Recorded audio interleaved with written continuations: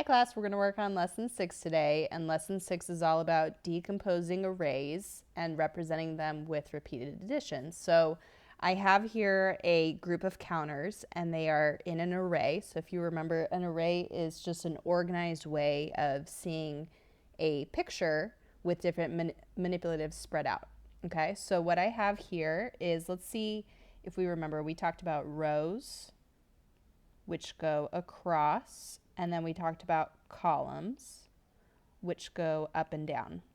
So we're going to kind of decompose this array first by looking at the rows. So I see here that I have one row, two, three, 4 rows. So what we're going to do is by decomposing, that means we're going to take it apart and look at each small piece of it. We're going to look at the first row.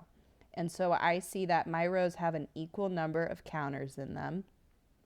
So the first row has 5 counters. Then we're going to look at our next row, and I see 1, 2, 3, 4, 5. That one also has 5. So right now I can do this with repeated addition. I have 5 plus 5. Let's look at our next row. There's another 5. So I can add that to my repeated addition equation, plus 5. And then I have the last row, which is another 5, and I'm going to add that. So now we have this repeated addition equation that we can solve. 5 plus 5, if we simplify that, that equals 10. And 5 plus 5 again equals 10. 10 plus 10 equals 20. So we could say there is a total amount of 20 counters within this array. We can also write it as a word sentence. We can say how many rows were there? There was 4 rows. So 4 rows of, and there was 5 in each row. So of 5 is 20. 4 rows of 5 is 20. That is the word sentence that you could use to explain the repeated addition equation and to kind of explain the array that we created. Now let's look at it using columns. So remember, columns go up and down, so I'm going to kind of highlight each column so I see there's 1, 2, 3, 4, 5 columns.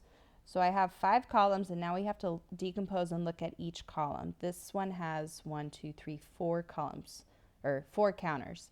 So we can start also representing the columns as a repeated addition equation. So I see 4.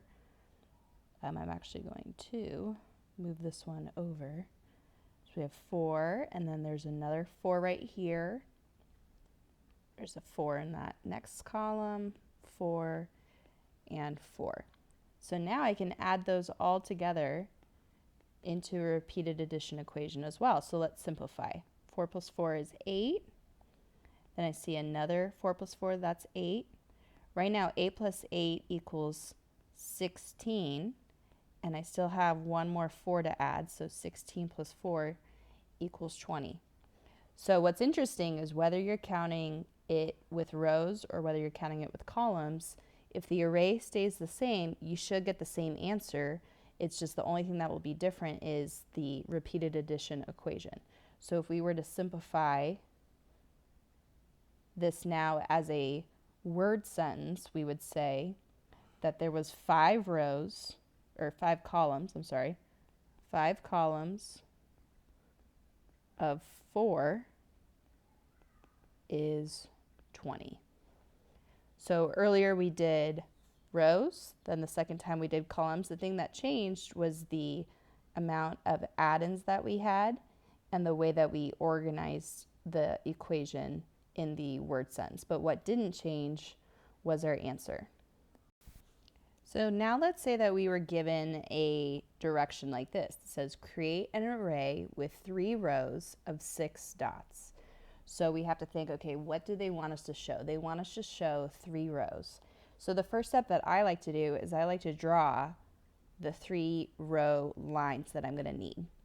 Okay, Then I look at the next part. So I just did my three rows.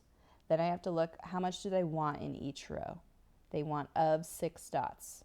So I need to put 6 dots inside of each row. Now remember we talked in math, we want to do this quickly. We don't want to spend too much time. It's not art class. We want to just make it happen quickly. So 1, 2, 3, 4, 5, 6. And when I do my next row, I kind of want to line it up with the last row so that way it's easy to see the amount inside of each row. So I have another 1, 2, 3, 4, 5, 6. And then my last row is the same thing. 4, 5, 6. Okay, so now let's represent this array. We just created it. Let's represent it with a repeated addition equation. So I see that we had 6, oops, that's a big marker, sorry about that.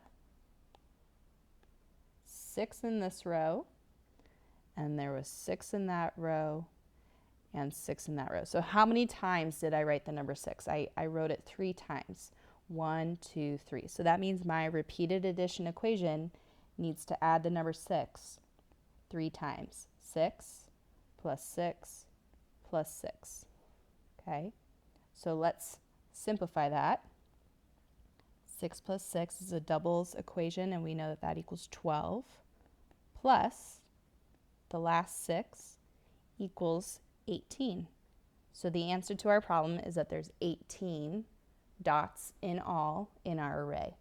If we were to write this as a word sentence, we could say that there was 3 rows of 6 is 18. Okay, so that would be how you'd go about creating your own array to show what it's asking you.